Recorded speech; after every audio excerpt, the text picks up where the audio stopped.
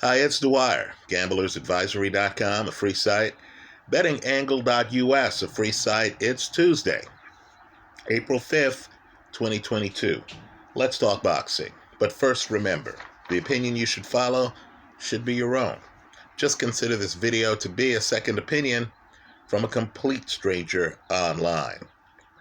Now, right now, the odds on the Gervonta Romero fight are very wide. Right? Davis is a 1-9. Romero is a 13-2. In other words, 6.5 to 1. Underdog on Betfred. On Bet365, he's a 6 to 1 underdog. To people in the United States, let me just say, before you place a bet anywhere, you need to check on the legality of what you're doing in your jurisdiction. Right? Just remember, all of the risk is yours. Right? This is not an endorsement to bet at any particular outlet. Rather, I'm providing these odds for informational purposes. So what's a gambler to do with these wide odds? Understand, Gervonta Davis, this is his last fight under the Mayweather banner. His contract runs out. Romero is a Mayweather fighter. Right? Mayweather obviously wants one of his guys to have a last shot on his former guy who's leaving him. So this fight has a lot of drama, a lot of financial ramifications for the future. Let me just say this. Now understand, we're risk takers here. Right? I'm not worried about winning percentage. I'm just interested in a profit. So let me just offer an opinion that isn't mainstream here. Much as a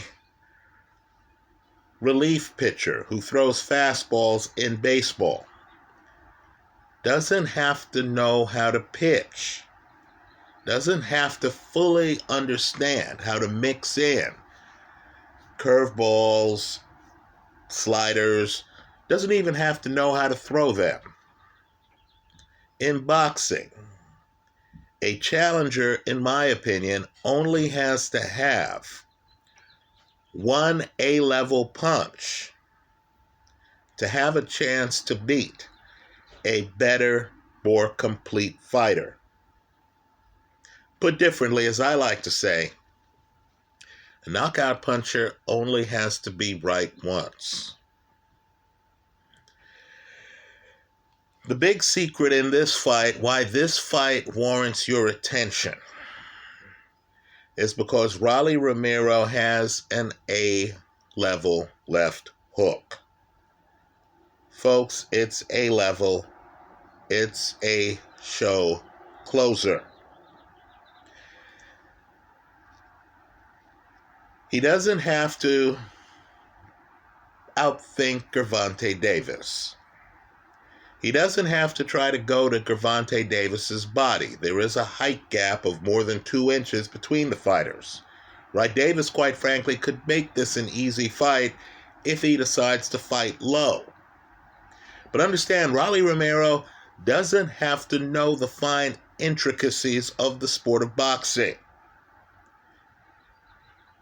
All he has to do here to shock the world, to deliver on 6 to 1 and higher odds, is to, against a southpaw who doesn't have a crisp jab, he just needs to get off a right hook up top and destabilize Gervonta Davis. Let me just say, easier said than done. Both men have the same reach, even though Davis is a little bit shorter. They're both around 68 inches. Right? As I've said too, if Davis fights low, it's an easier fight because Romero, a slugger, isn't blessed defensively.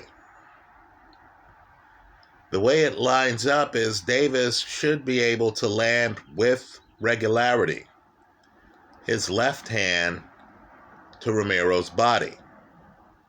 So understand, this fight is very different from the Isaac Cruz fight that Davis had. Right? This fight is going to be accelerated. I think your primary bet on this fight has to do with distance. I don't see the fight going the distance. Right, so the 6-1, the 6.5-1 on Rolly Romero, understand, as this fight edges closer, they're going to offer you a preposterous prop. It's going to be Romero by KO. I believe Romero's only chance of winning this fight is by stoppage. The bet I like is Rolly Romero by stoppage, hedged with Gervonta Davis by stoppage. A 1-9. Let's try to juice it. Let's try to get shorter odds so we can hedge the play. I believe Gervonta Davis wins the fight. But because I believe Romero has a blessed left hook, I'm not going to walk away from huge odds in a fight where Romero can keep it simply and not overexert himself in terms of trying to outbox Gervonta Davis. I also feel that Davis is one of these fighters who, if you are on your back foot and you don't engage him that much, you can last several rounds, which is what Mario Barrios did.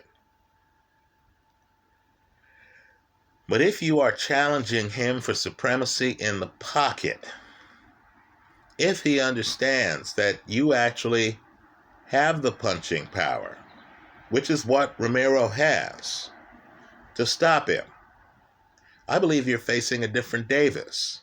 I believe Davis, who is one of boxing's bigger punchers pound for pound, will then step on the gas and will himself try to close the show. I'll be surprised if this fight makes it to the 8th round. I'm expecting a stoppage either way, and I'll be okay if either happens. But I need for all of you to understand the risk involved. If this fight goes the distance, you lose it all. Right? Let's just be clear. You lose it all. If Romero pulls the upset, and you're thinking to yourself, wow, I thought Romero was a live dog, you still lose it all if the fight goes the distance. Right? So recognize the risk involved. This is high risk on a fight where the favorite is going off at 1-9. I'm playing distance games here. I'm not going to take an over-under because I want the multiple. Right? The 6.5 on Romero, I want a taste. We've seen countless fights like this where a Luis Ortiz twice is outboxing Deontay Wilder only to get stopped. Right? This is what makes boxing so intriguing. You don't have to be the better, more complete fighter to win.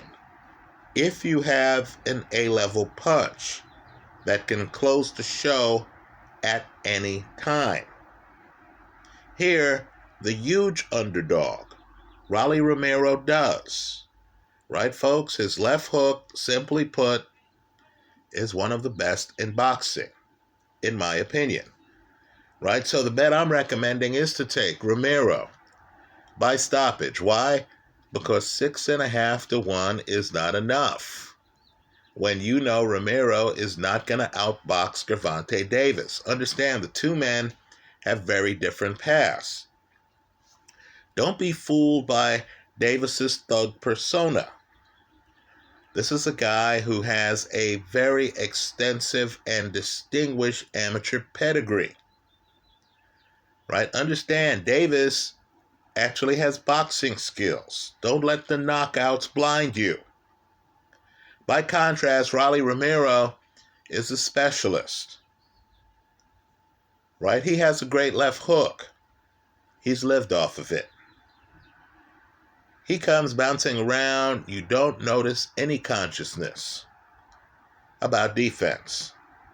Right? His body is open. He wants to engage. Now understand, that's dangerous. That's a dangerous proposition for a more polished opponent. Because you see the openings on Romero, and then you start to open up to exploit them. And it's when you start opening up that Romero's able to find his target. Right? Floyd Mayweather, in interviews, and it's fascinating, they'll ask him, who were your toughest opponents? And you'll notice one of the names he almost always mentions is Emmanuel Augustus. A guy with a lot of losses, but a guy who ran red light. Same type thing. Right? He comes in, he looks open. You start throwing punches, not realizing that Augustus himself has a punch. This is that rare fight where Gervonta Davis cannot allow himself to be lured into a shootout. I'm expecting high action. I think somebody gets stopped here. While I believe Davis wins the fight, I do believe that Romero has a better than 1 in 6 chance of himself landing big left hooks. I'm taking both guys by stoppage. Let me point out, full disclosure, when Arthur Abraham fought Carl Froch, I took both guys by stoppage. Carl Froch went out, gave a masterful boxing exhibition for 12 rounds. Right? These bets often blow up on me. Full disclosure. But here, again, I just don't see this fight going past the 8th round. Since it's scheduled for 12, my primary focus here is on the distance. If you're prepared to take that risk, consider it, but just understand it's every gambler for themselves, as it always is. That's how I see it. Let me hear from you. I hope you leave your comments in the comment section of this video. Thanks for stopping by.